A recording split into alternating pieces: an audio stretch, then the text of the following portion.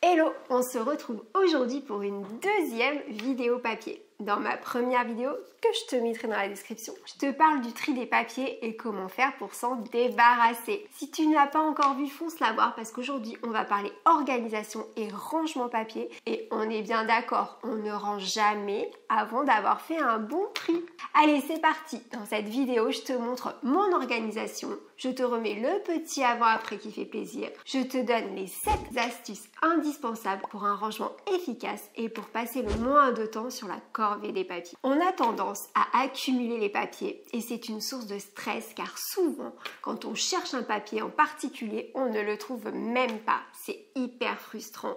Et je te parle même pas de la procrastination que la montagne de papier entraîne. Après une petite session de rangement intelligent, tu sauras exactement ce que tu as et où chercher. Et tout ça hyper rapidement. Si tu ne me connais pas encore, je suis Christelle, home organizer ou coach en rangement et en organisation et ma mission c'est de te simplifier la vie au quotidien et aujourd'hui on s'attaque au papier. Ah oui, et n'oublie pas de t'abonner pour ne pas manquer les prochaines vidéos. Oui, ça fait toujours plaisir et ça permet aux vidéos d'être montrées à plus de personnes. Et en même temps, clique sur le petit j'aime comme ça, c'est fait. Et encore merci, vous êtes de plus en plus nombreux sur ma chaîne et c'est toujours un plaisir d'échanger avec vous dans les commentaires. Alors, comme je te le disais, à ce stade, tu as déjà vu ma première vidéo. Tu es censé avoir fait le gros tri dans tes papiers et normalement, il ne t'en reste plus beaucoup. Donc l'organisation et le rangement devraient se faire assez rapidement. N'oublie pas que même si les papiers sont bien cachés au fond d'une armoire, ils restent quand même dans un coin de ta tête et on a déjà assez de choses dans nos têtes pour ne pas rajouter des papiers qui pour la plupart pourraient être jetés. Je vais te donner mes 7 astuces faciles à mettre en place pour une corvée papier simplifiée et je vais te montrer comment moi je m'organise.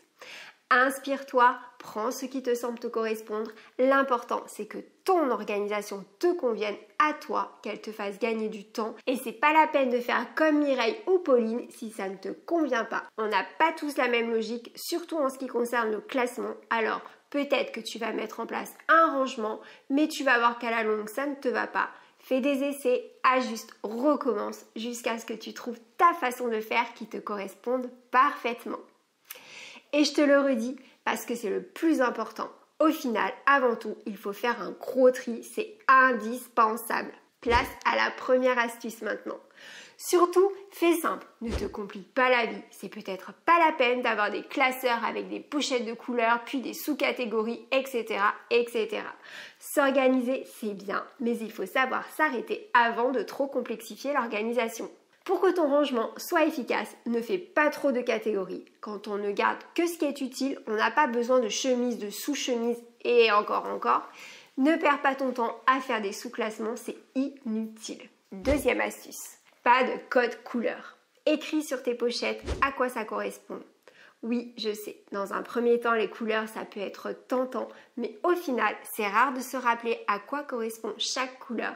Et puis de toute façon, tu vas noter à quoi ça correspond quelque part. Donc autant le faire tout de suite et sans se rajouter de complications. Et puis même si tu ne t'en rends pas compte, mais il va falloir choisir les couleurs et trouver les pochettes. Et si tu es comme moi un peu perfectionniste, tu vas devoir avoir autant de couleurs que de catégories. Et va trouver 12 couleurs de pochettes différentes, c'est pas si simple. Et franchement, c'est quand même de la charge mentale qui, selon moi, peut être largement évitée. Et puis, si tu changes d'avis, les pochettes d'une même couleur sont quand même plus faciles à recycler.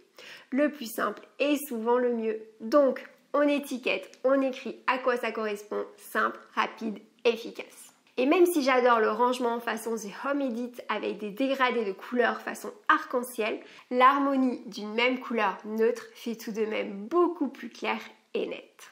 Alors, est-ce que je t'ai convaincu d'oublier les couleurs pour ranger les papiers? J'espère que oui.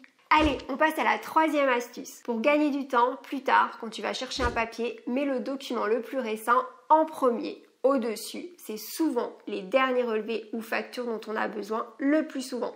C'est donc les premiers que l'on va trouver en ouvrant notre pochette ou notre classeur. Quatrième astuce, mets des étiquettes partout. Toi, tu sais sûrement que le classeur de droite, ce sont les factures, mais ta moitié ou même tes grands-enfants ne le savent pas ou ne s'en souviendront pas le jour où ils devront chercher un papier. Donc, si tout est clair et si tout est écrit, ils sauront où trouver quelque chose et ils n'auront pas besoin de toi pour chercher le papier super important dont ils ont besoin là, tout de suite, maintenant. En simplifiant et en étiquetant, tu rendras toute la famille autonome. Alors oui, c'est sûrement toi qui vas t'y coller et je sais bien que c'est pas marrant de faire les papiers, mais c'est du temps de gagner pour plus tard. Et surtout de la charge mentale en moins pour le reste de ta vie. 5e astuce, prends bien le temps d'expliquer ton classement et de le montrer à tous les membres de la famille qui sont concernés. Demande-leur au besoin de te trouver un document en particulier pour voir s'ils ont bien compris. En cas de problème, tout le monde devrait savoir où sont rangés les papiers importants. C'est une grosse charge mentale en moins de savoir que tu n'es pas toute seule à savoir faire les papiers. 6e astuce, privilégie le rangement vertical. On évite d'entasser, c'est le meilleur moyen de perdre des papiers. Les porte-revues sont très pratiques, tu peux aussi utiliser des classeurs. C'est toujours à toi de choisir ce qui te correspond le plus. Pendant longtemps, j'ai utilisé des classeurs avec des pochettes transparentes, mais si tu détestes les pochettes transparentes, c'est ok aussi. On pense toujours rangement vertical et pas de pile de documents, surtout pas. Allez, c'est la 7e et la dernière astuce. Garde toujours en tête que tu dois faire le moins de gestes possible pour ranger tes papiers. Si tu dois ouvrir une armoire, sortir une caisse, ouvrir des pochettes pour en faire ranger un papier, ne t'étonne pas si tu ne le fais jamais. Même moi, j'aurais pas envie de le faire. Alors que si tu n'as qu'à tendre le bras pour rattraper un trieur, tu as beaucoup plus de chances de garder tes papiers rangés. Maintenant, il ne me reste plus qu'à te montrer mon organisation. Tu vas voir, ça va être très rapide parce que j'ai fait ça le plus simplement possible et j'ai aussi gardé que les papiers essentiels. Alors, j'ai une boîte d'archives et un trieur courant. J'évite au maximum que les papiers arrivent chez moi, donc quand on me propose de m'envoyer une facture par mail, je dis OK. Et sache que tu n'es pas forcément obligé de les garder au format papier chez toi. J'ai eu un problème avec mon aspirateur, la brosse était cassée. Il était encore sous garantie. Je l'ai ramené au magasin sans le carton. Je ne comprends pas pourquoi certaines personnes gardent les cartons. Ce sont les appareils qui sont garantis, pas les cartons. Et bien sûr, j'avais pas ma facture. Oui, sans ma facture, dans les grandes chaînes de magasins, tu as un compte client avec tous tes achats enregistrés dessus. Donc, je n'ai pas eu besoin de papier.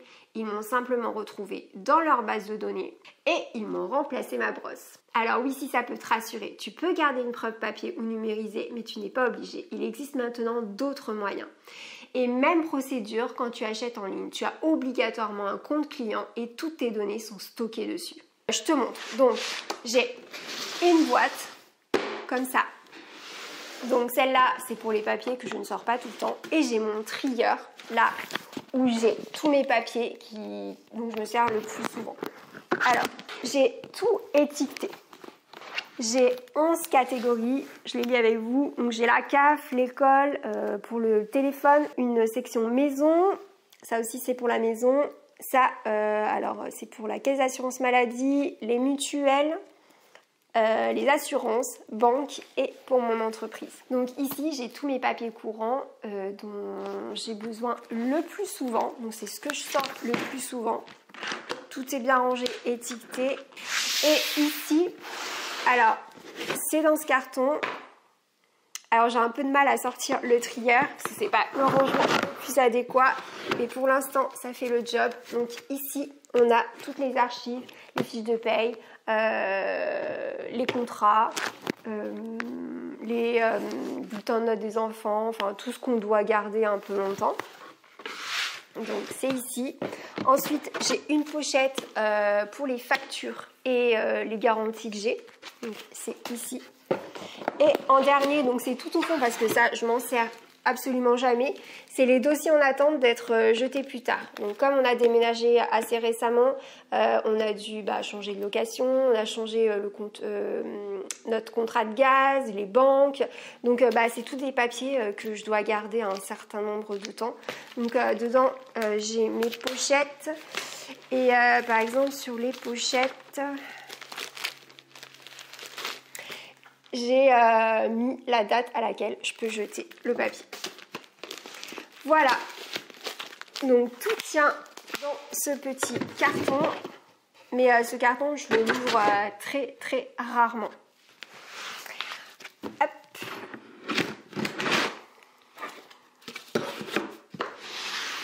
Voilà, je crois que j'ai fait le tour. Si tu as des questions, n'hésite surtout pas à me les poser en commentaire, je suis toujours ravie d'échanger. Et tu peux aussi me dire comment toi tu t'organises avec tes papiers. En attendant la prochaine vidéo, tu peux aussi me retrouver sur Instagram pour toujours plus de conseils, rangement et organisation. Allez, à bientôt!